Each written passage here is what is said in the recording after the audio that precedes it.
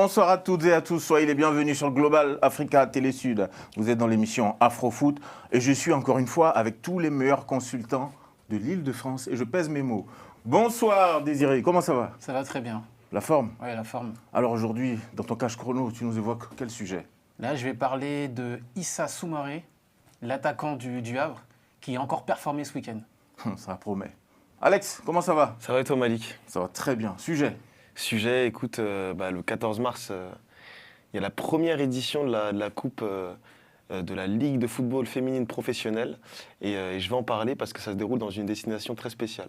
Ah bah, j'attends ça avec impatience. Salut Lucas, toi tu nous envoies directement au mondial déjà. Ça va, Malik. Ah, moi tu me spoil. Ça va, dis-moi tout. Oui, j'ai parlé du boycott pour le mondial 2026 qui est possible. En tout cas, on entend des voix qui disent qu'il pourrait y avoir boycott. Donc on va éclaircir cela un petit peu. Et puis parmi nous, il fallait un footballeur, quelqu'un qui a joué quand même au haut niveau. Hein, monsieur les journalistes, vous restez toujours à jouer au quartier. Mais lui, il a joué en sélection de la RDC, il a joué au Havre, il a joué à Monaco. Comment ça va, Moté? Super Malik. Et ça toi? va, la forme? Super, merci. Encore une fois, comme j'aime bien le faire, il faut saluer tous les quinois, c'est important. Ok, quinoa tuba na ve na pesi bino mbote. C'est bien. Là, au moins, tu n'as même pas mis le mot de français quasiment là-dedans. Là. Hein, tu n'as pas fait comme Alisson qu'on salue d'ailleurs. Et puis, effectivement, les amis, dans ce Afrofoot, on va évoquer le Ghana, on va parler d'Iliman Ndiaye, de Mehdi Benatia, justement, qui a claqué la porte de l'Olympique de Marseille. On va partir au Burkina Faso. On va également faire un coucou à notre ami Armand, parce qu'on va parler de son pays, le Gabon. La CAF répond-elle aux besoins des Africains? C'est un des grands débats de cette émission. Et puis, on va également parler des joueurs qui, avec leur nationalité, n'ont pas forcément la lumière, qui devraient avoir l'exemple de Serhou Guirassy, guinéen. La question, c'est de savoir, est-ce que si Guirassy était brésilien, par exemple, est-ce qu'il aurait eu davantage de mise en lumière? On va évoquer ce sujet dans quelques instants. Et puis, si on a un peu de temps, si vous n'êtes pas trop bavard, les amis, on va finir avec un quiz. On va tester les connaissances et puis on va inviter aussi nos téléspectateurs à jouer avec nous. Ainsi planté donc le décor de ce énième numéro d'Afrofoot. On commence tout de suite avec le cache chrono.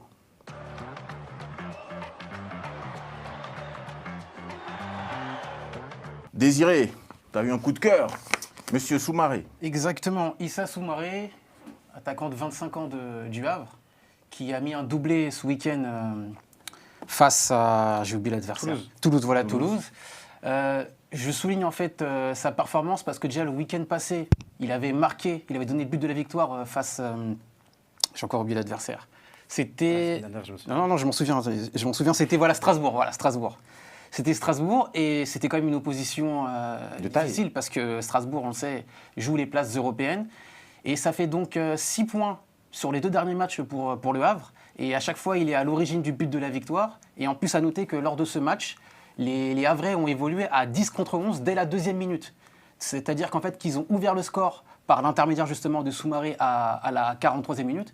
Les Toulousains ont égalisé dans les arrêts de jeu à la 48e minute. Puis, au retour des vestiaires, en 2e mi-temps, il a récidivé Soumaré en mettant un second but justement à la 53e minute qui a permis de donner la victoire aux Havrais et ils ont tenu jusqu'à la fin du match. Alors Issa Soumaré, il faut savoir qu'il est sénégalo-mauritanien, mais a priori, il préférait plus jouer pour la sélection sénégalaise. Il a 0 sélection avec le Sénégal. Je me dis pourquoi pas, parce qu'avec 6 buts et 2 passes décisives en 18 matchs de Ligue 1, je me dis pourquoi pas être un invité surprise dans la liste de Pape Thiaw. On ne sait jamais pour le Sénégal et je voulais saluer justement sa performance ce week-end. Toi, l'ancien Havrais? Non, c'est vrai que je suis très content des performances du Havre actuellement, avec 2 victoires consécutives. Dans cette course au maintien, pour eux, c'est très important. Et je voudrais aussi saluer le travail de Mathieu Baudemer et de Didier Digard.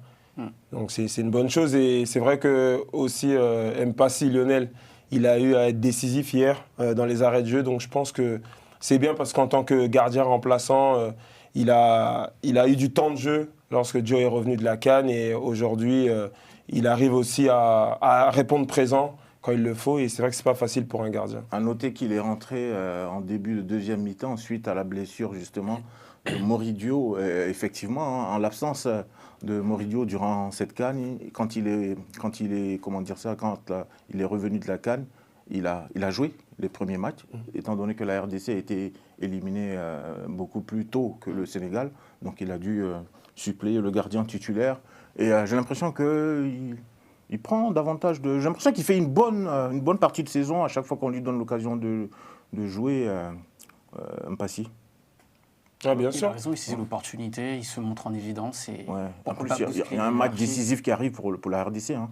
Je trouve qu'il a du charisme. très ce gardien, important. Il a du charisme, Mpassi, je trouve. Et puis il y a Kambadio aussi, peut-être, hein, qui pourrait éventuellement venir en sélection. Mais c'est Donc, bien la RDC du coup. ça aussi, gardien. s'il y a une concurrence potentielle qui s'installe, ça peut-être aide aussi à la performance de Mpassi. Et ce serait peut-être pas le seul renfort pour les Léopards, puisqu'on a vu que le Congo va lancer une campagne de naturalisation très agressive Là, tu n'as pas regardé notre émission. envers tous les binationaux. Ah, vous en avez parlé, oui, vous en avez parlé. Mais en tout cas, Parlez, j'ai mis en vous lumière. soyez- J'ai mis en lumière. Faut être corporate, il n'a pas regardé notre émission. J'ai pas regardé, j'ai pas eu le temps, Malik. J'ai mis en lumière Soumaré, mais aussi il faut souligner le trio d'attaque, Rassoul Ndiaye, le Ouais. Sénégalais, ainsi que Soufiane Boufal, qui est arrivé tout récemment justement au Havre, qui aussi ont apporté leur pierre à l'édifice, et Boufal a été passeur, et c'est une bonne dynamique, et là ils sont même déjà 13e, à 9 points du premier barragiste qui est Auxerre. Ils Donc sont quasiment sauvés. voilà, pour moi c'est quasiment sauvé, même si mathématiquement c'est pas encore officiellement fait. Merci Désiré. Lyon, Paris Saint-Germain, mais chez les filles, Alex. Exactement, vous n'êtes pas sans savoir que c'est la première édition donc, de la Coupe de la LFFP, Ligue de football féminine professionnelle.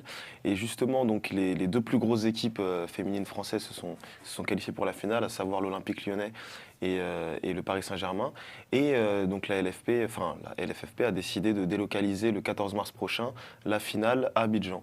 Donc à l'origine, moi je trouvais que c'était une bonne chose parce qu'on voit que c'est souvent délocalisé, par exemple pour le Trophée des Champions, chez les hommes c'est souvent délocalisé donc en Arabie Saoudite, au Qatar, etc., dans les destinations généralement du Moyen-Orient.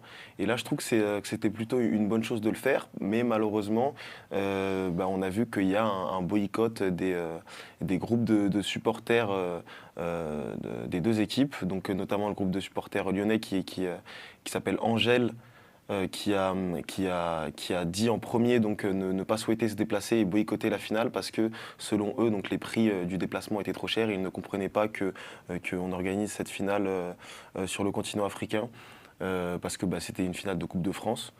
Donc voilà, et s'en est suivi ce matin directement le communiqué des supporters du Paris Saint-Germain, pareil, du groupe de supporters du Paris Saint-Germain. Donc en fait, malheureusement, on est en face de quelque chose où la première finale de la Coupe LFFP sans les deux principaux groupes de supporters des deux équipes. Donc j'ai peur que ça fasse, une fois de plus pour les instances françaises, un tollé total et j'ai peur qu'il n'y ait personne dans le stade. Après j'espère que les prix seront abordables et que les Ivoiriens vont pouvoir accéder au stade parce que ça reste quand même une très belle affiche. Mais malheureusement, on est face à quelque chose qui se répète une fois de plus et le football féminin n'est pas mis en avant à cause de ça. Lucas, j'imagine que tu as forcément quelque chose à nous dire. Non, mais c'est pas étonnant. C'est que moi, je dis souvent que quand on recherche que les bénéfices d'image notamment, ça ne peut pas amener à des bonnes choses. C'est vrai que la délocalisation de ce match, elle est ubuesque. On a déjà l'habitude de voir des matchs délocalisés avec les super coupes de championnat. Donc le vainqueur de la coupe souvent contre le vainqueur du championnat. Mais là, pour une finale de Coupe de France, c'est assez inédit. C'est la première en plus. Je trouve que c'est une décision qui est assez désolante, qui n'a pas vraiment de sens au niveau sportif. Donc voilà, je ne suis pas étonné de cette issue. Donc il y a une affaire à suivre. Moi je pense que ça va être maintenu sur place, hein, je pense. Hein, après. Oui, ou bien il faudra rembourser les prestataires qui ont acheté le match. Ou peut-être fabriquer des packs mais tu vois, pour avoir là, accès au stade, juste où je suis d'accord à avec ce qu'elle l'hôtel, dit. et puis peut-être au niveau des billets d'avion. Justement, tu vois ce que assez tu dis, intéressant. c'est intéressant parce qu'il y a forcément faire des offres qui sont attractives, mais je comprends pas en fait. Pour moi, là comme ça, sorti du contexte, je trouve que c'est une bonne chose de le faire à Abidjan parce que ça change, ou sur le continent africain, de délocaliser, ça peut être intéressant d'exporter le football féminin français à l'international. Mais ce que je comprends pas en fait, c'est que les gens qui prennent les décisions, comment ils peuvent penser que le stade sera plein ou que les supporters vont vouloir faire le déplacement parce que les billets d'avion... Mais qui te dit que le stade ne sera pas plein? Non, ou à la limite que les groupes de En supporters... plus, c'est au stade Félix Houphouët-Boigny, ouais. donc je crois que Centre-ville, c'est autour de 35 000 places, hein, 35 000 places. Oui, c'est ça. C'est pas au stade Alassane Ouattara qui est à 65 000 places de mémoire. Mais Donc je pense que ça peut le faire. Ça peut le faire si, justement, comme tu l'as dit, les clubs proposent des packs. Mais là, en l'occurrence, ils n'ont pas proposé ça. Bon, on va les laisser travailler dans tous les cas. Hein, on va les laisser travailler. Nous, on va monter d'un cran parce qu'on va aller au mondial. Ouais, tu là, permets Là, Tu permets c'est un standing ego dessus, là. Voilà, c'est un standing ego. Et puis, c'est avec le capitaine de notre équipe. Monsieur Lucas, tu veux nous parler du mondial 2026 déjà, j'ai envie de dire. Oui, effectivement, on va suivre dans cette émission l'avancée du mondial. Et on voit que l'opposition à Donald Trump et à la FIFA grandit de jour en jour. Et ce qui laisse penser qu'il pourrait y avoir un boycott de cette Coupe du Monde. Donc les éléments, c'est quoi ? Donc Trump, on le sait, il a des velléités impérialistes, notamment au Groenland, au Venezuela et dans d'autres pays. Donc ça crispe un petit peu beaucoup de personnes et de pays qui sont censés participer au mondial. Il a décidé par exemple une suspension des visas pour 75 pays, dont 26 pays africains, et 9 sont concernés parmi les 10 potentiels qualifiés. En gros, il n'y aurait que l'Afrique du Sud qui ne serait pas concernée par l'interdiction. Tous les autres pays africains sont concernés. C'est des visas qui sont pour immigrer, pas forcément pour les vacances, mais on sait que c'est compliqué des fois avec les douanes américaines, donc affaire à suivre là-dessus. Ensuite, on a vu que, pour finir sur ça, la FIFA a d'ailleurs dit qu'un billet de match ne garantissait pas l'entrée dans le pays. Donc ça peut faire peur aux supporters qui voudraient se rendre sur place. Ensuite, on a vu que le monde avait été assez ému du traitement de la politique, de la police ICE envers les immigrés américains. Et enfin, il y a la proximité personnelle entre Infantino et Trump qui crée beaucoup de crispation. Ce mondial, il fait déjà penser au mondial 1934, qui s'est déroulé en Italie, qui a été un peu une vitrine du fascisme pour Mussolini. Et donc là, on a l'impression qu'avec Trump, ça pourrait aller dans le même sens, ce qui fait qu'il y a des pays qui ont commencé à réagir. Premier plan, évidemment, en Europe, l'Allemagne, puisque c'est souvent le premier pays à réagir dans ce genre de cas de figure. Le président de la fédération, le vice-président de la fédération allemande de football, Oke Gottlieb, estime que le moment est venu de discuter de ce boycott, puisque 47% des Allemands sont favorables au boycott de la Coupe du Monde. Ce n'est pas rien. Au Royaume-Uni, c'est 23 députés de bords différents qui ont réclamé à ce que les États-Unis soient tout simplement exclus des compétitions internationales, comme c'est le cas pour la Russie aujourd'hui. Mais donc c'est assez cocasse de demander ça alors qu'ils sont censés organiser le mondial. En Afrique, il y a d'autres inquiétudes. On en parlait notamment l'accès des supporters pour ce mondial. Et là, donc, il y a Franck Essier, le capitaine ivoirien, qui en a parlé en disant qu'ils allaient mettre en œuvre des solutions avec le gouvernement et la fédération ivoirienne pour que les supporters puissent y aller. Mais ça montre que même dans les rangs des équipes de football, c'est une question qui est prise au sérieux. Ils se posent la question de savoir si leurs supporters pourront aller aux États-Unis dans de bonnes conditions. Malgré tout ça, il y a évidemment des pays qui ne vont pas boycotter, au premier rang duquel la France, puisque Philippe Diallo a déclaré, selon lui, le sport doit se tenir le plus à l'écart possible de la politique et il n'est aucunement question d'un boycott de l'équipe de France à la Coupe du Monde. Donc voilà, en France, je crois que la ministre du Sport a dit la même chose environ. Voilà, donc à part la France, les Pays-Bas ont à peu près la même position, mais on sait que ça pourrait vraiment bouger dans les prochaines semaines au vu de l'actualité internationale et c'est un petit peu ça qu'on va suivre de façon très très précise, puisque selon ce qui se passe, il pourrait y avoir des pays qui auraient envie de boycotter ou pas, et on peut penser que si un commence à le faire, il y a d'autres pays qui pourraient tenter de suivre. Donc voilà, c'est pas à l'ordre du jour pour le moment, mais le mécontentement à la fois envers Trump et sa politique et sa proximité avec Gianni Infantino fait qu'on ne peut pas ignorer cette question du boycott qui pourrait revenir sur la table dans les prochaines semaines, les prochains mois. Merci Lucas justement pour cet éclairage sur le Mondial 2026 s'agissant justement des déplacements des différents supporters. Et je pense qu'on aura l'occasion d'y revenir au fur et à mesure que vont avancer les différentes semaines. Les amis, tout de suite et maintenant, on va aller dans le journal d'Afrofoot, Foot Panorama.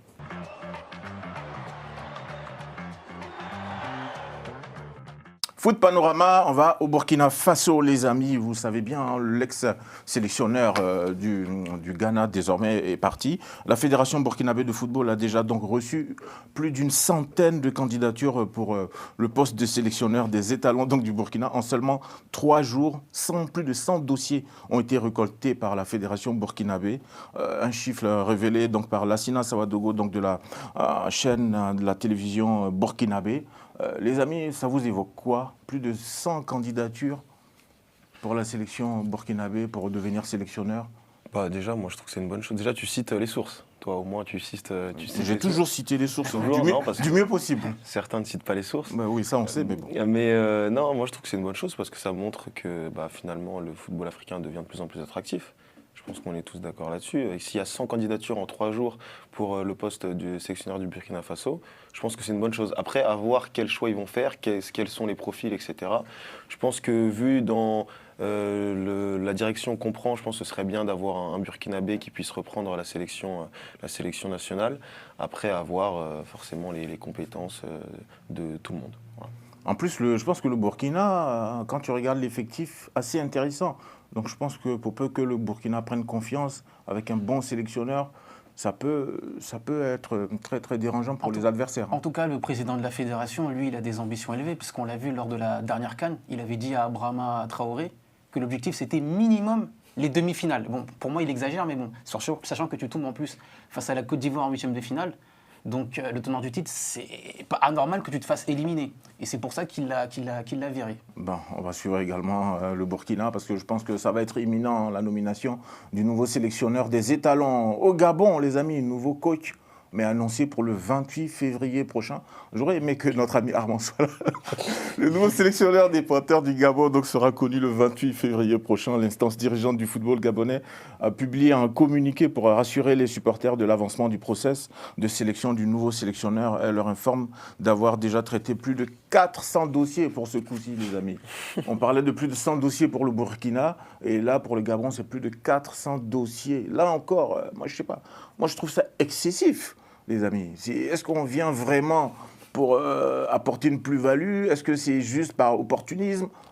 Bien sûr, non. Après, être sélectionneur en Afrique, c'est différent d'être un entraîneur d'une équipe dans un championnat. Et je pense que c'est des projets qui sont très excitants parce que, outre coacher l'équipe, il y a vraiment, tu peux vraiment amener ta philosophie de jeu en travaillant avec le DTN, donc ramener vraiment un état d'esprit nouveau. À quel moment tu fais ça? Il y a à peine une semaine pour faire les préparations. Bon, après, on l'a vu à la dernière CAN. Hein. Bien sûr, non. Les équipes se sont retrouvées à 5-6 jours du début de la compétition. À quel moment tu travailles quand tu es Non, bien sûr. Là, après, tu arrives un peu sur le qui-vive, c'est plus compliqué. Mais quand tu prends le temps, aussi, on te donne les moyens, le temps, tu peux vraiment mettre en place toute une direction par rapport à ta sélection. Maintenant, il est vrai qu'il y a des objectifs et il y a une nouvelle génération aussi pour le Gabon qui va éclore, et de pouvoir travailler, de laisser le temps à ce sélectionneur, je pense que ça va être un choix important. Bon, Armand, il nous disait sur le plateau la semaine dernière que pour lui, selon lui, encore une fois, l'objectif premier, la priorité n'était pas de trouver un sélectionneur. Pour lui, il faut plutôt organiser un vrai championnat local, détecter les talents, ainsi de suite. C'est ce qu'on avait dit avec Alisson aussi quand on parlait de Cannes tous les 2 ans, 4 ans. On avait aussi conclu que c'était important de valoriser les championnats locaux.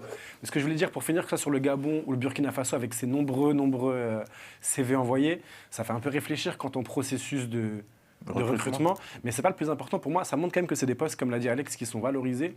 Et on voit par exemple qu'en ce moment, les coachs africains sont plus pris au sérieux. On parle notamment, on sait que le poste est vacant à Marseille. Et ben on a parlé de Regragui ou d'Eric Schell, qui fait encore partie des favoris apparemment à l'heure actuelle. Donc ça montre que ça peut être une débouchée sur d'autres postes. Et peut-être que ça participe à valoriser les postes des coachs africains. Coup dur pour le Ghana, les amis. Notre ami Salissou, il est forfait pour le mondial. Victime d'une blessure au ligament croisé, donc début janvier. Mohamed Salissou va manquer la Coupe du Monde 2026. Prince Pambo, c'est le médecin des Black Stars du Ghana qui l'a confirmé. Et il a dit précisément, Mohamed Salissou va manquer la Coupe du Monde. Son genou a besoin de 9 mois pour guérir, a-t-il dit donc à nos confrères de Asampa FM, un média local. Je sais que toi, tu es fan de Salissou. En fait, j'aime beaucoup l'équipe du Ghana, mais ça me fait rire parce que je vois déjà les difficultés défensives de Monaco qui n'ont échappé à personne ici. Et je me dis qu'avec Salissou en moins, donc avec Kerrer qui va vraiment jouer tous les matchs, ça risque d'être porte ouverte à Monaco jusqu'à la fin de saison. Mais il va manquer aussi, c'est un bon défenseur Salissou, il va manquer aussi au Ghana pour la Coupe du Monde. Il est très important dans l'assise défensive de l'équipe, donc c'est dommage qu'il y ait déjà des joueurs qui manquent. Mais après, Salissou, il n'a pas joué beaucoup avec Monaco parce qu'il est arrivé en 2023. J'ai vu qu'il n'a fait que 55 matchs. sachant que nous sommes en 2026. Non, mais la saison, elle est en cours. Elle a fait 2 saisons, 23, 24, 24. Oui, mais 23, 24, 24, 25. Il s'est blessé 25, en arrivant. 26. Il s'était blessé en arrivant. C'est de ça, mémoire à c'est que l'époque. pour moi, en fait, il se blesse souvent. Il a eu des blessures à répétition. Voilà, qui est un donc peu c'est pour ça entaché, que je me dis qu'au final, est-ce qu'on est surpris que Salissou se reblesse encore? Mais c'est dommage. Voilà, Après, c'est dommage, c'est sûr. Après, il a eu Mais- beaucoup de blessures musculaires. Là, c'est vrai que c'est articulaire, le ligament croisé. Ok. Mais tout ça, c'est lié à quoi, toi qui es sportif? Est-ce que c'est son hygiène de vie ou pas, du coup? Bon, les sportifs, mais il n'est pas médecin. hein. Non, mais moi, j'ai eu 2 fois les ligaments croisés à gauche et à droite. Ah, bah ça, on le savait Parce pas. que j'avais une laxité aussi de mes genoux articulaires. Ok. Après, quand il y a beaucoup de blessures musculaires à répétition aussi, ça prouve qu'il y a un problème dans ton corps et il faut savoir traiter ça. Maintenant, le Quel ligament... type- ça peut être quel type de problème, même si tu n'es pas Peut-être médecin. peut-être c'est l'hygiène, ton alimentation, ton temps de repos. Après, il peut avoir aussi le fait que tu t'étires pas assez. Ah, ouais. Oui, c'est ça qui... Donc, il aussi, faut beaucoup dormir, il faut beaucoup manger boire. des légumes, Exactement. des fruits. Exactement. Arrêtez de manger garba, les amis. Oh, On a vu aussi qu'à travers les exemples de Abu Dhabi ou plus récemment de Paul Pogba, que quand tu te fais une très grosse blessure à un endroit aussi, comme tu vas compenser avec le reste de ton corps, tu es plus sujet aux blessures musculaires après. Et donc non seulement il faudra qu'il se remette cette blessure, mais après il faudra voir comment il revient et comment il fait en sorte de un peu arrêter cette spirale de blessures qui le concerne. On va en Tunisie cette fois-ci. Hein. Vous n'êtes pas sans savoir que Lamouchi est le nouveau sélectionneur donc, de la Tunisie. Hein. Première conférence de presse de Lamouchi, il a déclaré tout de suite que la Ligue 1 tunisienne est ennuyeuse. C'est vrai que moi, ça m'a interpellé. Je me suis dit, comme dirait, pour paraphraser un certain confrère, est-ce qu'un sélectionneur peut dire ça? À peine arrivé, à peine il clash comme ça la Ligue 1 tunisienne. Est-ce que c'est une bonne chose? Pour moi, je pense qu'il s'est positionné. On peut le dire autrement, non? Exactement. Oui, en arrivant, il s'est positionné parce qu'il a fait aussi un audit. Quand un nouveau coach il vient, il fait un audit et il a vu les manques qu'il y avait. Et c'est bien d'en parler maintenant pour pouvoir corriger et de ne pas attendre et après dire que... Et là, c'est bien. Pour moi, je trouve que c'est très bien et il va pouvoir compter sur la fédération pour combler ses manques et avancer. Désirer et faire le constat, c'est bien, mais est-ce que le dire en public, pour toi, c'est mieux? Non, pas pour moi. En fait, comme on l'a dit, il aurait pu le dire différemment. Et en fait, il aurait pu attendre pour moi intervenir à ce sujet. Parce que là, déjà, il est sélectionneur. Concentre-toi sur l'équipe que tu as, sur les joueurs que tu vas pouvoir rameuter pour la Coupe du Monde. Mais déjà, de pointer du doigt, déjà qu'on lui reprochait le fait d'avoir dit par le passé qu'il ne jouerait pas pour la Tunisie et qui préférait justement l'équipe de France, tu ramènes d'autres polémiques en fait. Et pour moi, c'est pas comme ça que tu vas t'acheter aussi l'opinion populaire. Donc pour moi, c'était pas à l'ordre du jour pour moi. Je suis d'accord qu'il y a un problème avec le championnat local, mais c'est pas une urgence actuelle. Ouais. Bah, en fait, je suis un peu d'accord avec ce qu'il a dit, Désiré, parce qu'en fait, ça me surprend que ce soit Sabri Lamouchi qui le dise. Par exemple, si c'était, je sais pas, je dis comme ça, peu importe si c'était Zinedine Zidane qui arrive qui dit ça, je pense que personne lui serait tombé dessus, etc. Mais est-ce que ça... Non, moi, je crois pas qu'on soit tombé dessus, hein, localement.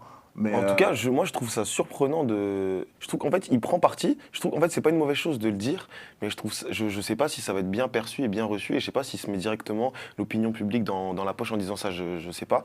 Mais en soi, oui, c'est une bonne chose de se positionner, et je pense que, donc comme Distel a dit, quand un entraîneur, un nouveau sélectionneur, il arrive, il fait un audit, donc on lui a vendu un projet, etc. Et lui, peut-être que justement, il veut, à travers la sélection nationale, relever tout le niveau du football tunisien. Et en disant ça, peut-être que ça va faire bouger les choses. Après, est-ce qu'il a la légitimité pour le dire? Je ne sais pas. ben, en tout cas, c'est lui le sélectionneur. Everton, les amis, a fixé le prix pour Iliman Ndiaye. Aujourd'hui, si tu veux acheter l'international sénégalais, selon donc, Team Talk, c'est 80,5 millions d'euros. Est-ce que vous êtes prêts? Bah oui. Iliman Ndiaye, Tous les joueurs 80,5 millions. offensifs avec un petit peu de talent valent 80 millions d'euros en Première Ligue. Il a fait des très très bonnes dernières saisons en Angleterre, Iliman Ndiaye. Là, depuis le retour de la CAN, il est un peu moins bon. Il avait très bien commencé l'année. Ça reste un joueur offensif qui est maintenant reconnu en Première Ligue. Donc moi, je ne suis pas étonné par ce prix. Franchement, les joueurs importants, ils coûtent tout ce prix-là en Première Ligue. Donc, je pas de problème. Sachant qu'il a 25 ans, donc il est encore jeune. Maintenant, moi j'ai vu que sur Transfer Market, sa valeur sur le marché est estimée à 45 millions d'euros. Oui, mais bon, après, on aura un débat justement sur les joueurs africains, est-ce qu'ils Ouais, ont leur prix, etc. parce que Tim après. Talk dit 80 millions. Oui. Bon, je pense que c'est une façon de dire il reste à Everton. Hein. Exactement. Voilà. Je pense que c'est ça. Pour eux, ils l'ont dit, il est intransférable. Après, c'est les enchères. On Et de calme mettre- les ardeurs. Bien sûr, exactement. Et c'est aussi pour envoyer un message pour dire que non, l'équipe qui veut se positionner pour le recruter doit vraiment casser la tirelire. Oui, Donc, parce que c'est un élément fort d'Everton, 5 buts, 2 passes décisives. Ouais, bon, ouais. Et là, c'est vrai qu'il a fait une bonne première partie de saison. Quand on sait qu'à Marseille, justement, Ah, le contexte. il était vraiment pas bon, très hésitant. Très et tout décevant. ça. Mais malgré tout, on sentait en lui Des qualités. des qualités. Et de l'envie aussi. Et beaucoup d'envie, beaucoup de hargne. Et justement, il a mis ça au service d'Everton. On parlait de Marseille, tiens, hein, ça tombe bien. Mehdi Benatia claque la porte de l'Olympique de Marseille. Le directeur du football de l'Olympique de Marseille a claqué la porte. Il est parti. Il a fait cette déclaration sur ses comptes, notamment.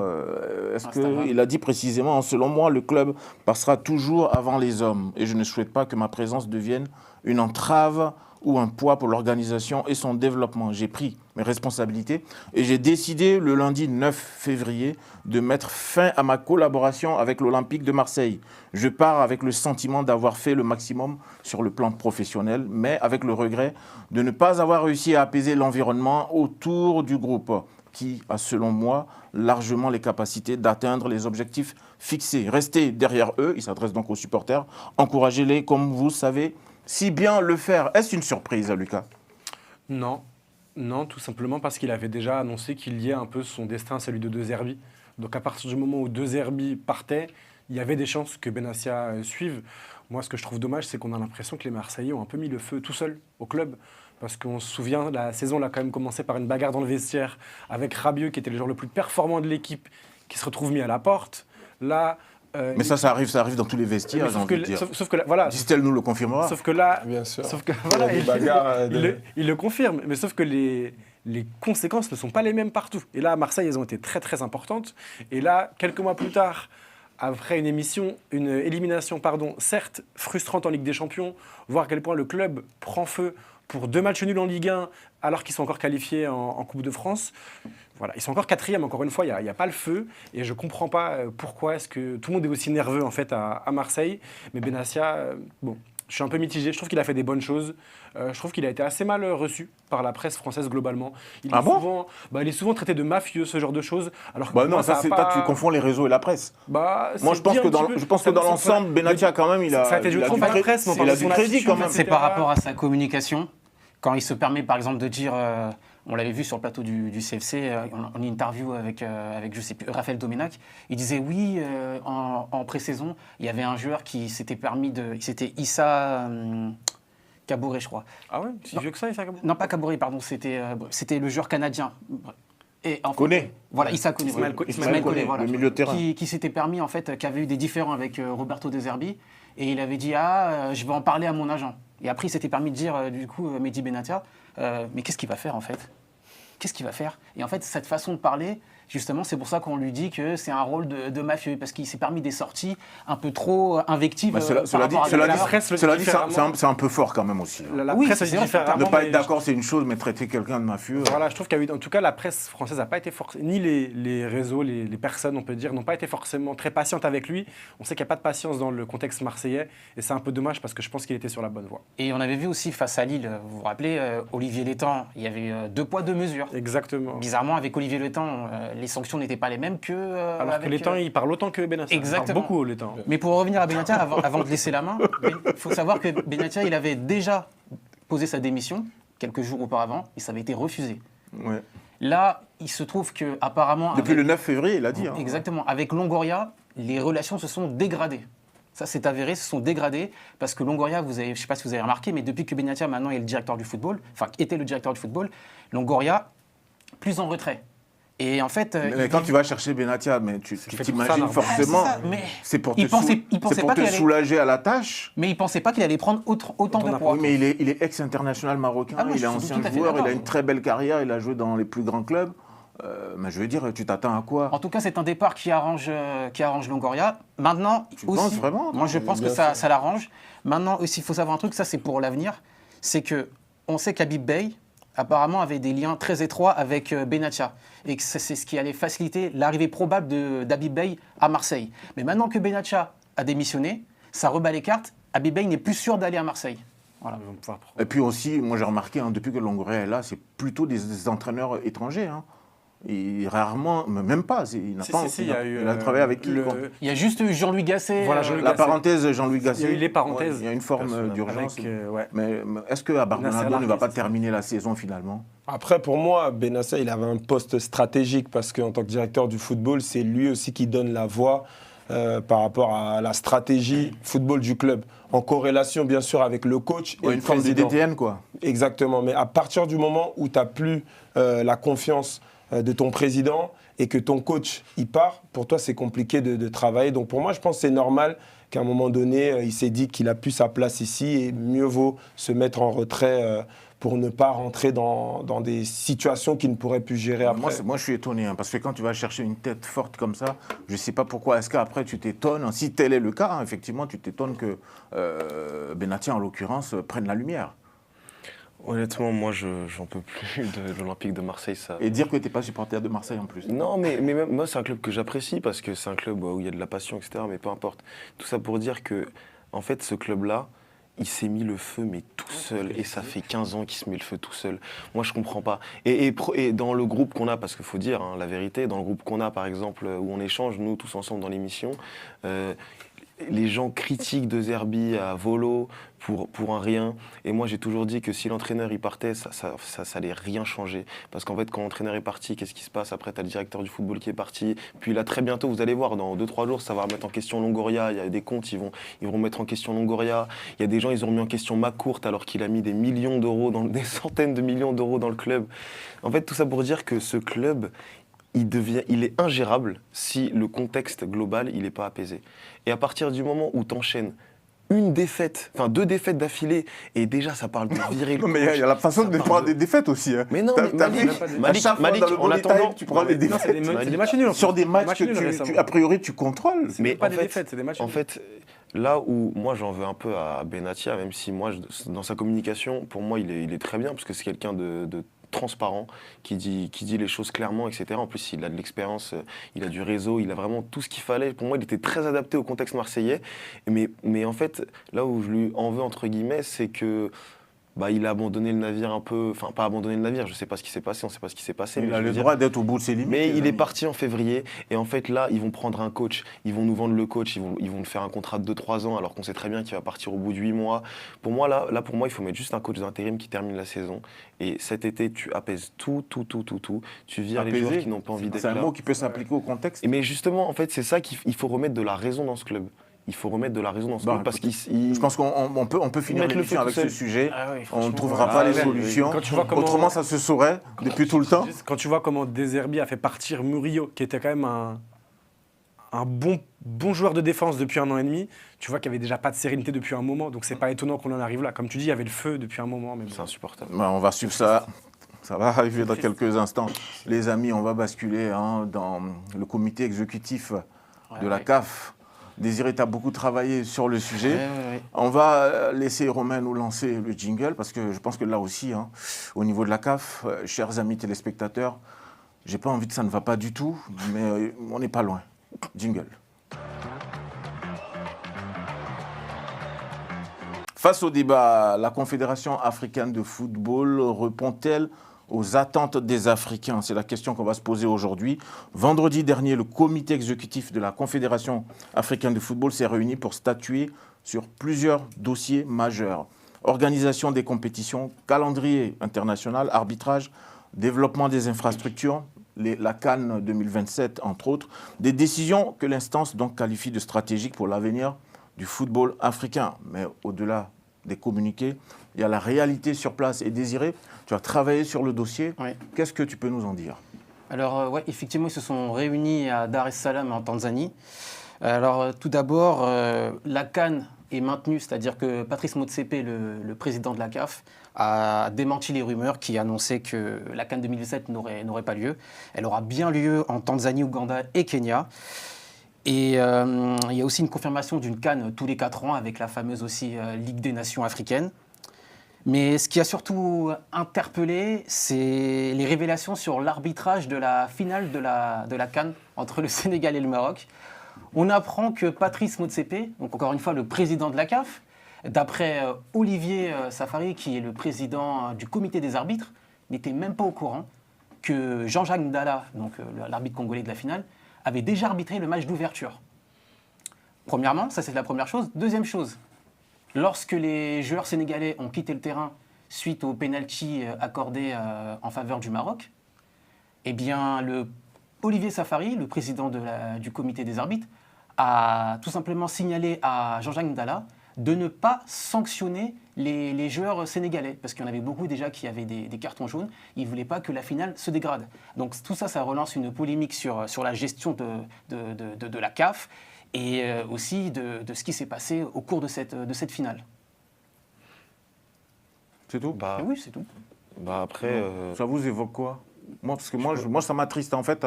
ouais, Si j'entends bien ton résumé, mon cher Désiré, en fait, ça n'a accouché de rien du tout.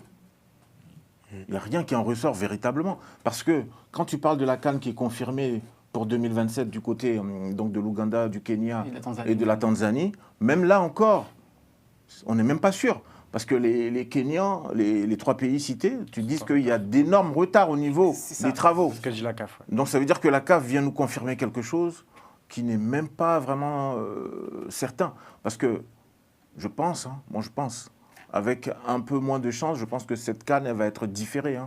Je pense aussi, Voire même peut-être annulée, pour que, de sorte à ce qu'on bascule après même directement sur 2028. sur 2028. C'est ce qui était annoncé déjà. Je pense. Voilà. Et il faut savoir aussi que, ça j'ai oublié de le signaler, que la CAN 2027, en tout cas celle qui est prévue en Tanzanie, Ouganda et Kenya, se tiendra en été et non en hiver. Ça aussi, ça a été confirmé lors du comité. Alors que je sais que c'est au Kenya, il y a des élections là bientôt. De mémoire, je sais plus. Je crois que c'est au Kenya. Il y a bientôt des élections. Alors qu'on sait qu'il y a quelques soucis déjà, donc pour ne pas prendre trop de risques. Il y a du retard. Oui, voilà, il y a du retard, donc pour ne pas prendre de trop de risques, l'idée c'est de ne pas faire coïncider plus ou moins la CAN avec les élections présidentielles qui s'annoncent. Donc franchement, Lucas, moi, aide-moi à comprendre, parce que j'ai besoin de tes lumières, parce que moi j'avoue que je comprends plus grand-chose. Et en plus, dans en 2028, on n'a même pas de pays organisateur encore désigné. On a l'impression que... Mais ils boudent. Mais les Marocains n'ont pas boudent. gagné. Voilà. Parce qu'ils n'ont pas gagné. Moi, Malik, j'ai envie de reprendre. Qui n'a pas gagné, j'ai pas tout compris. Le Maroc. En fait, le Maroc devait organiser en 2028, après 2027, mais comme ils n'ont pas gagné, ils mettent ça dans la balance en disant qu'ils ne sont pas satisfaits, etc. Donc ils ne sont pas sûrs d'organiser la CAN 2028. Mais ça, après, c'est leur droit, j'ai envie de dire. Oui, c'est leur droit. Mais je sais aussi L'Égypte par a ailleurs. refusé déjà. Oui, je sais aussi par ailleurs que la CAN féminine 2026, qui devait se dérouler donc au Maroc aussi. Apparemment, pour un souci de calendrier, les Marocains ont demandé à ce qu'il y ait plus ou moins quelque chose comme différer, par exemple, la compétition.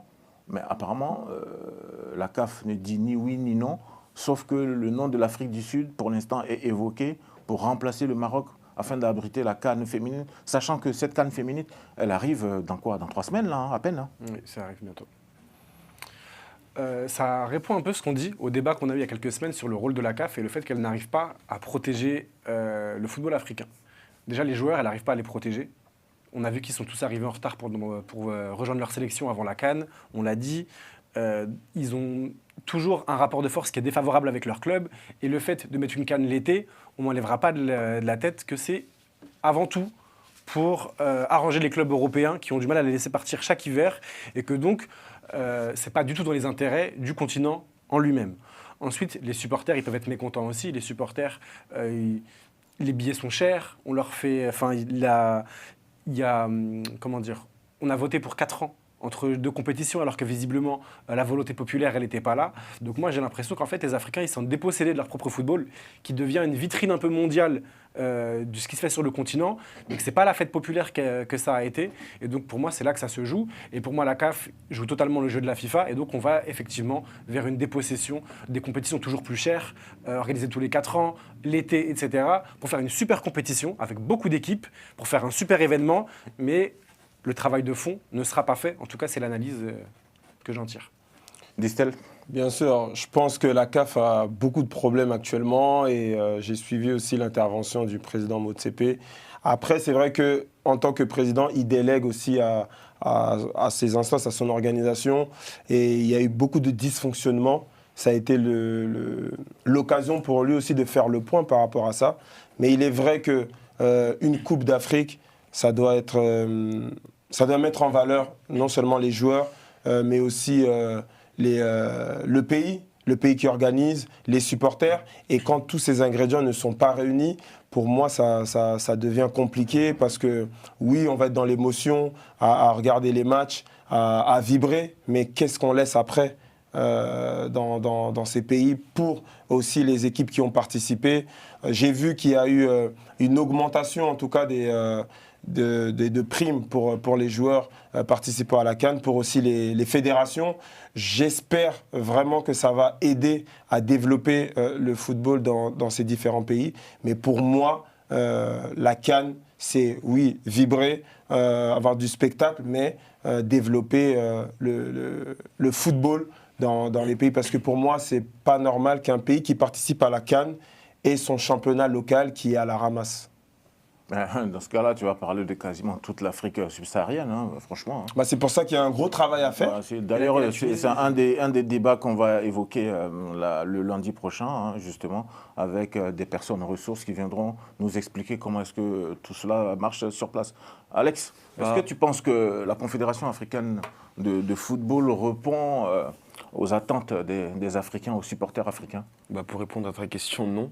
Clairement non. Et je suis vraiment d'accord avec ce qu'ont dit Distel et Lucas, parce que, à mon sens, Lucas a dit de manière un peu jolie, la CAF joue le jeu de la FIFA, mais pour moi, la CAF est totalement à la botte et au pied de la FIFA. Et on l'a vu, mais en fait, il y a eu de multiples exemples qui ont été montrés ces dernières années, notamment la présence de Gianni Infantino dans les remises de trophées, etc. La manière dont Motsepe est mis à l'écart, enfin plein de choses. Il se met à l'écart? Ou on le met à l'écart? Est-ce que c'est pas lui-même qui se met à l'écart? Bonne question, mais ça doit être les deux, je pense. Je sais pas, mais ça rejoint en fait ce que je disais il y a maintenant quelques mois maintenant, que en fait il y a un complexe d'infériorité du continent africain et c'est terrible. Moi je trouve ça terrible et c'est illustré parfaitement par Motsepe en fait. Et alors que Motsepe, pourtant, il faut rappeler quand même, c'est un homme, c'est un milliardaire ou un multimillionnaire qui a des clubs en Afrique du Sud, qui a fait fortune, qui a réussi, etc. Et pourtant, il a du mal à imposer son pouvoir auprès de la FIFA, alors qu'on le rappelle, l'Afrique, c'est beaucoup de pays et donc beaucoup de votants. Et donc, normalement, il devrait avoir un pouvoir et un poids donc suffisamment grand pour pouvoir faire valoir ses intérêts et ceux du football africain. Sauf que la question qui se pose, c'est quelle est la réelle volonté de Motsepe en fait? On ne comprend pas. Est-ce que la volonté de Motsepe, c'est de faire valoir le football africain et de faire valoir les championnats locaux, etc. Ou est-ce que c'est tout pour l'argent? Est-ce que c'est pour se faire bien voir, pour avoir plus tard un poste je ne sais où? C'est quand même, c'est délirant. Et on ne comprend pas, c'est incompréhensible.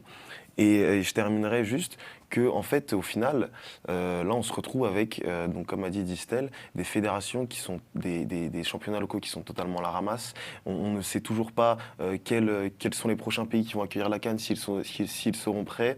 La CAN, tous les 4 ans, c'est contre l'opinion populaire, mais elle est quand même votée. La Ligue des Nations africaines, ça ressemblera à rien.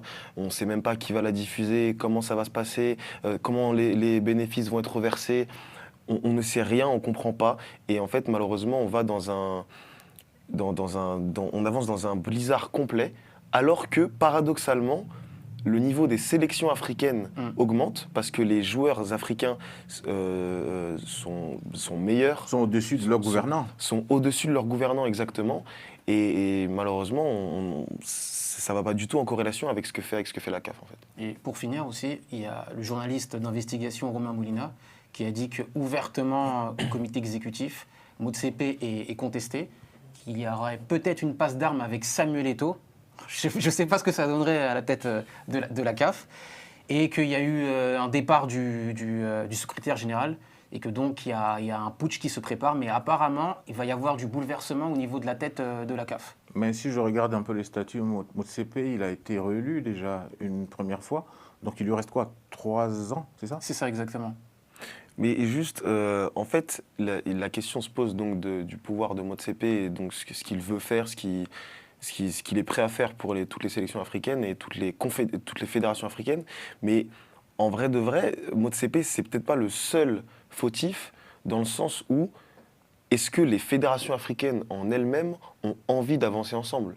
Parce qu'en fait, on voit que déjà, donc il y a de l'ingérence. Ensemble, déjà, je pense qu'il faut avancer tout simplement sur le plan local, te Déjà, faire respecter justement, parce c'est que ce tu as un j'allais bon dire. championnat. Il y a de parce que tu l'ingérence gagnes. au sein même des fédérations, il y a des problèmes au sein même des fédérations, au sein même des championnats professionnels, des championnats locaux, etc.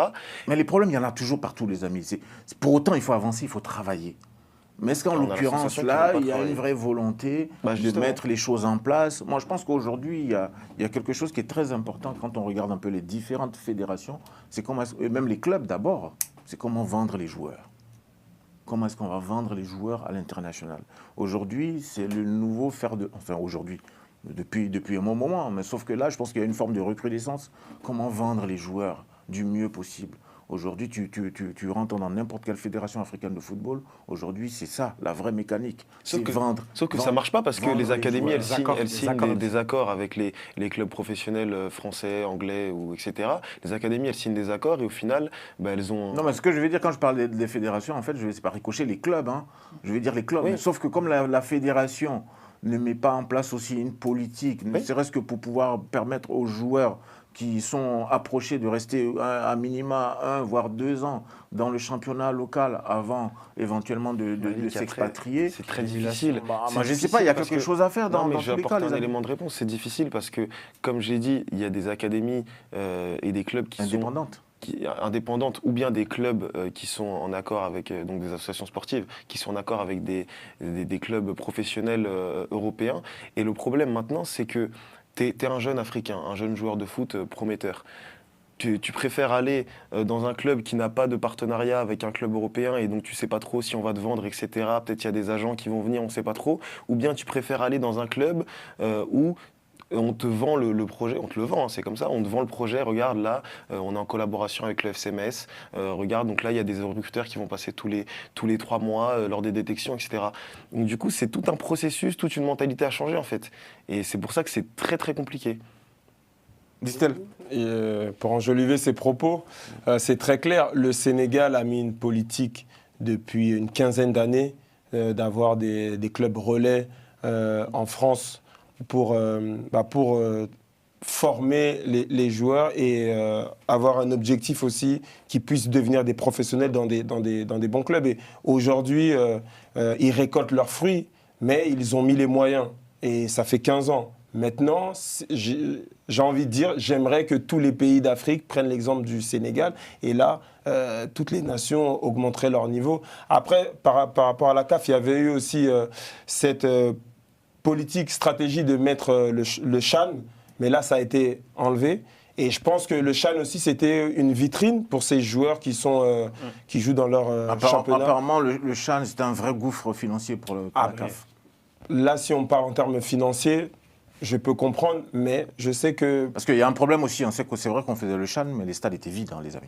Bien sûr, après... Ça, on peut le mettre au crédit quand même de la CAF. Il n'y avait personne dans les stades pendant le CHAN. Après, je pense que Il n'y avait que des recruteurs. C'est aussi à la CAF de faire la promotion, de faire le marketing, mais si je te parle intrinsèquement pour les joueurs, c'était une vitrine extraordinaire pour se mettre en valeur. Merci les amis, on va avancer parce que de toute façon on n'a pas fini de parler de ce débat. Je pense que les supporters, tout le monde aujourd'hui, quelqu'un même de lambda qui suit le foot un peu de loin, c'est qu'au niveau des instances dirigeantes de la Confédération africaine de football, on sent qu'il y a quelque chose qui ne va pas. Ça tourne pas rond, on a l'impression que cette maison n'est pas tenue et par ricochet, les fédérations ne sont pas défendues, les joueurs, les supporters que nous sommes, ainsi de suite, les journalistes. Voilà, donc c'est très très compliqué. C'est quelque chose qu'on va regarder de très près et malheureusement, je pense qu'on va en parler. Moi, je préfère parler terrain, mais là, on est obligé de rentrer dans tout ce qui est administratif parce que ça ne va pas. On n'est pas content, les choses ne vont pas bien, on est informé à la dernière minute.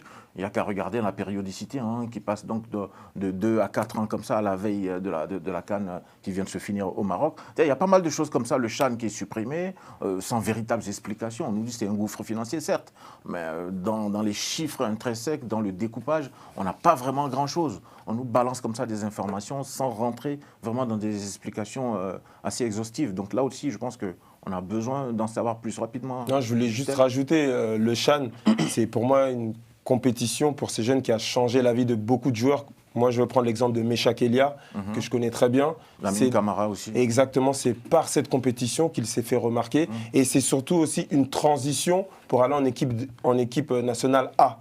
Et aujourd'hui, qu'il n'y ait pas, c'est peut-être plus compliqué pour ces jeunes-là. Ouais, merci, Distel. La nationalité fait-elle le joueur, Distel? Oui ou non? Sans transition. Pour moi, non. Non. Parce que... Non. Non, Pourquoi je vais tu es t'expliquer. impatient? Ne sois pas impatient. Je vais Tu t'expliquer. sais pourquoi? Parce que tu auras la latitude de développer tout ça. Je cherchais un moyen d'avoir une transition facile. Mais finalement, je ne sais même pas si je l'ai bien faite. Mais dans tous les cas, on va rentrer dans le foot à plat. C'est maintenant.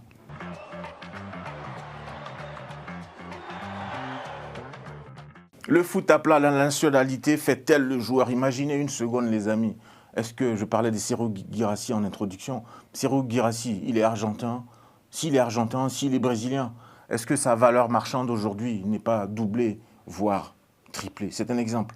Un autre exemple, Bukayo, c'est pas mon Saka, Arsenal, équipe nationale d'Angleterre.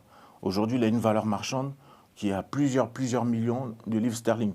Est-ce que si Bukayo Saka, je sais pas moi, de la Côte d'Ivoire, est-ce qu'il vaut ce qu'il vaut aujourd'hui, véritablement, les amis? Je m'interroge vraiment. Inao Oulaï, le petit jeune milieu de terrain qui s'est révélé lors de cette CAN avec la sélection ivoirienne, s'il est brésilien, les amis, est-ce que ce n'est pas du 200 millions d'euros? Voilà la question, pour faire simple. Je laisse même mon conducteur là. J'ai envie qu'on parle, mais vraiment, franchement, de façon triviale, si j'ose dire, les amis, terre à terre, pour qu'on parle de ce sujet-là. Parce qu'effectivement, bon, il ne s'agit pas d'incriminer qui que ce soit, mais c'est des constats qu'on fait. Est-ce qu'aujourd'hui, la nationalité fait le joueur, mon cher Alex? Je vais commencer par toi. Comme ça, j'aurais envie de te répondre oui. Parce que c'est sûr, comme tu l'as dit, tu as pris l'exemple de Serhou Guirassy, Naoula et Bukayo Saka, sont des bons exemples. Mais c'est sûr que malheureusement, on sait très bien qu'un joueur d'origine africaine, un joueur africain, de nationalité africaine, il aura toujours une plus-value qui sera moindre. Tout à l'heure, en off, on prenait l'exemple de Lookman, par exemple. Lookman qui est vendu le même prix que Pachao, tu vois, alors que Lookman, c'est quand même, presque une star, en vrai, on va dire, dans le foot international. Lookman, c'est un excellent joueur et au final, il est vendu le même prix que Pachao. Tout ça parce que je pense que si Lookman, il s'appelait Lookmaninho et qu'il était brésilien, je suis persuadé qu'il aurait valu le double de son prix. Après, c'est difficile à voir. Après, ce qu'il faut aussi dire, c'est que comparé à des années précédentes, des années d'avant, les joueurs africains, ils sont quand même beaucoup plus valorisés. Mais là, tu prends juste le prix des transferts, mais il y a aussi tout ce qui va être médiatique, tout ce qui va être dans l'image. Et donc moi, je prenais l'exemple aussi de Sadio Mané. Sadio Mané, il avait terminé à un moment donné 4e du Ballon d'Or, je crois que c'était en 2022. Même deuxième, même. Deuxième en 2022. Non, deuxième en 2022 et 4e en 2019, c'est ça. Et on peut se poser la question de si Sadio Mané, il avait été anglais, il avait été français, il avait été tout ce que vous voulez, espagnol ou quoi, peut-être qu'il aurait eu le coup de pouce nécessaire pour remporter son Ballon d'Or. Il n'aurait pas gagné la CAN 2022. Il aurait... En 2021, du coup, il aurait moins eu de chance en 2022. Oui, mais on ne sait pas. S'il avait été français, peut-être qu'il aurait gagné la Coupe du Monde, c'est ce que je veux te dire. Mais donc c'est ça qui est à prendre en compte. Donc moi, je te dirais oui, mais est-ce que c'est la bonne réponse? Je ne sais pas. Moi, je pense que oui aussi. Évidemment, la nationalité en tout cas, joue sur la carrière d'un joueur, notamment en ce qui concerne sa reconnaissance à l'international. Ça veut dire qu'aujourd'hui, les agents regardent aussi le nombre de followers, etc., ce qu'un joueur représente, les distinctions qu'il pourrait avoir au niveau individuel. Et ça, effectivement, on voit que la nationalité, ça joue beaucoup dessus. Après, c'est un peu en train de changer. J'ai l'impression qu'on est sur une réelle mondialisation du football. On le voit notamment avec, par exemple, Lyon, qui a acheté beaucoup de joueurs issus de pays de l'Est, etc. Et moi, j'ai quand même un gros bémol, une grosse exception, c'est la Première Ligue. Parce que pour moi, à partir du moment où tu es un joueur de Première Ligue, tout ça n'a plus lieu d'être. Tous les joueurs ont des valorisations extrêmes. On l'a vu avec Iliman Ndiaye. En fait, c'est des clubs qui sont tellement puissants, tellement riches, que n'importe lequel de leurs titulaires, il va valoir 100 millions d'euros. On l'a vu avec Mbeumo et Wissa, qui ont quitté Brentford l'été dernier pour Newcastle et Manchester. Et ils sont partis pour des sommes faramineuses. Hormis cet exemple-là de la Première Ligue, qui je pense est vraiment une ligue à part, une espèce de bulle spéculative du football, je pense que pour tout le reste, évidemment, la nationalité joue. Donc au niveau du prix du transfert, au niveau des reconnaissances pour les distinctions individuelles, au niveau de la chance qu'on aura aussi pour un nouveau contrat. Je pense Le que salaire tout qu'on ça- donne aussi. Hein. Du salaire aussi, tout à fait. Ça va ensemble pour moi. Et donc voilà, pour toutes ces données-là, effectivement, pour moi, la nationalité est même un des premiers arguments à faire valoir pour les joueurs. Distel. Ouais. Non, ouais, pour entre guillemets, contredire leurs propos, pour moi, je pense que le plus important pour un joueur dans sa carrière, c'est de faire les bons choix, bien sûr. Maintenant, une sélection nationale, de par son classement, aussi fait la différence par rapport à la visibilité du joueur. Aujourd'hui, si le Nigeria gagne la Coupe du Monde, bah, les joueurs nigériens, bien sûr, ils seront plus mis en valeur, ils seront plus mis en évidence, mais leurs qualités intrinsèques ne changeront pas. Donc pour moi, le vrai travail qui doit être fait, c'est par rapport aux sélections de pouvoir remporter des titres. Et cela, ça aiderait beaucoup les joueurs, je parlais entre guillemets africains, parce que j'ai été dans cette position, à, entre guillemets, augmenter leur valeur. Maintenant, c'est vrai que dans les distinctions personnelles, les votes des journalistes européens comptent beaucoup. Ça, je ne vais pas mentir, ça compte beaucoup. Mais il y a eu des exceptions, comme George Weah, qui a réussi à avoir ce ballon d'or alors qu'il était libérien. Il était dans une sélection où... Au temps de Georges Weah, c'était quoi les conditions, justement? C'est qui votait? France Football. C'est France Toujours France Football. Il a réussi à le faire, donc pour moi, c'est pas impossible. Après, c'est vrai que, comme l'a dit Lucas, on est dans un monde où il y a les réseaux sociaux, il y a ce côté marketing qui fait que, bien sûr, pour un joueur, ça fait la différence. Mais je serais toujours le défenseur de ces joueurs africains ou peut-être qui sont moins cotés, moins cotés, pour dire que non, en fait, ils ont la capacité de pouvoir aussi éclore et d'être jugés à leur juste valeur, que ce soit dans leur valeur marchande, dans leurs réseaux sociaux, dans tout ce qu'ils mettent en place. Désiré, toi, tu dis quoi? Alors, moi déjà, j'ai une anecdote intéressante, c'est-à-dire qu'à l'époque, quand Fekir hésitait entre choisir l'Algérie ou l'équipe de France, il y avait Jean-Michel Aulas qui était le président de Lyon à cette époque, avec le président de la Fédération française de football, qui était parti voir en personne Nabil Fekir pour lui dire, en gros, oui, c'est mieux que tu choisisses la France. Et Jean-Michel Aulas aussi rajoutait, en plus, tu vas nous faire rapporter des sous au club. Parce qu'on le sait tous, effectivement, un joueur, comme on l'a dit, de nationalité européenne, se vendra mieux financièrement qu'un joueur qui est de nationalité africaine. Ensuite, si on prend le cas des ballons d'or, des derniers ballons d'or français, que ce soit Karim Benzema, d'origine algérienne, et Ousmane Dembélé, d'origine sénégalo-mauritanienne et malienne, est-ce que ces joueurs-là auraient eu le ballon d'or s'ils avaient été de nationalité africaine? Ça. Alors pour Benzema, vu sa saison, on peut en discuter, mais Ousmane Dembélé, c'est sûr qu'il ne l'aurait pas donné à lui, il l'aurait donné à un autre joueur de l'équipe du PSG, comme par exemple Vitinha, je pense, qui est lui d'origine portugaise. Donc pour moi, oui, la nationalité fait la carrière, en tout cas, ça aide à mettre plus la lumière sur un joueur et à se vendre et à s'exporter plus facilement. Merci. Sous-côté les joueurs Prends un africains. dernier exemple, juste un dernier exemple. Osimhen, il jouait à Galatasaray, alors qu'il avait cartonné avec Naples. Une blessure et une saison moins réussie, il se retrouve en Turquie, alors que Gyökeres, 2 grosses saisons au Portugal, il joue à Arsenal. Je pense que s'ils n'ont pas la même nationalité, tu vois, les trajectoires, ce ne sont pas les mêmes. Alors que Osimhen est largement meilleur que Non, Gyökeres. non, Osimhen aussi a fait le choix, les amis, pour le coup. Cet exemple, je vais dire C'est ça. vrai qu'il reste Après, financièrement. après, je pense qu'Osimhen a été approché aussi par de grands clubs. Aucun club de PL le laisse finir à Galatasaray. Vu l'âge qu'il a en plus, quand il part en Turquie il y a 1 an et demi, Bah, s'il n'est pas africain, pour moi, aucun club de PL, de Première Ligue, ne le laisse aller en Turquie. Ils veulent tous le récupérer. Pour toi? Pour moi, j'en suis persuadé. Bah Je suis écoute, d'accord. c'est ton avis et puis C'est on mon avis, l'entend. Malik. C'est on mon avis, l'entend, Malik. On l'entend et il n'y a pas de problème, mon cher Lucas. Les amis, sans transition aucune, on va faire un petit quiz. C'est bon? Allez. Alors, petit quiz, on va s'amuser, les amis. Quel pays a remporté... Vous voulez que je désigne ou celui qui sait Non, tu fais la répondre? volée. Le premier qui répond. Ouais, dans ce cas, il faut que ce soit fait dans un cadre Respectueux. respectueux. Faut taper Ok. d'abord. Discipline. On ne fait pas comme dans les vestiaires de Distel où on se bat. là. Non. Quel pays a remporté la toute première Coupe d'Afrique des Nations? L'Égypte. Quelle année? 57. 57, c'est bien. T'es bien. Lucas, 1 point. Quel joueur est le meilleur buteur de l'histoire de la CAN? Samuel Eto'o. Combien de buts? 16 buts, Non. 18. Oui. Un collab, là, Lucas. Hein. Tout seul en fait. Il joue tout seul, il joue tout seul. En fait, il répond trop vite. Il répond trop vite. il C'est laisse regarde pas ce que le je temps. dis. Quel pays africain a été le premier à atteindre les quarts de finale Cameroun. d'une Coupe du Cameroun. Monde? Waouh, waouh, waouh. Non, il a vu les questions. Non, il il a a vu les questions. regardé, Non, non, il a regarde, regardé. c'est pas possible. Non, mais J'ai vu Roger Mila dans. Non, mais ça, on le sait, ça. Non, mais C'est juste qu'il l'a dit mais avant. oui, il dit C'est juste le qu'il mot, l'a dit avant. Ouais, mais dis-le avant. Pourquoi tu dis pas C'est bon, il est qualifié. Parce que moi, j'attendais que tu termines ta question, Malik. Il me reste deux questions, Il est les amis, qualifié. rapidement. Quel club est le plus titré en Ligue des champions Tout-Puissant africaine? Mazembe? Non. Non, non, Ah non, c'est Al-Ali. Al-Ali, bravo Désiré. Dernière question. J'allais le dire aussi. Quelle sélection africaine a été championne d'Afrique en 1988? Côte d'Ivoire? Non, Le Cameroun. bravo. Voilà. Le Cameroun. En finale, 92, face à qui? l'Algérie. Ça fait un point, ça. Celui qui trouve face à qui en Nigeria. finale? Maroc. Nigeria. Ouais, parce qu'ils ont fait 7 finales, je crois, le Nigeria. Ouais, Nigeria fait 7 Ouais, c'est vrai finales. quand même. Seulement 3 victoires. Bravo Lucas. Lucas, il vous, il vous laisse jouer les enfants. La dernière, je l'avais pas. Non, Al-Ali, je l'ai devancé. Al-Ali, je l'ai devancé.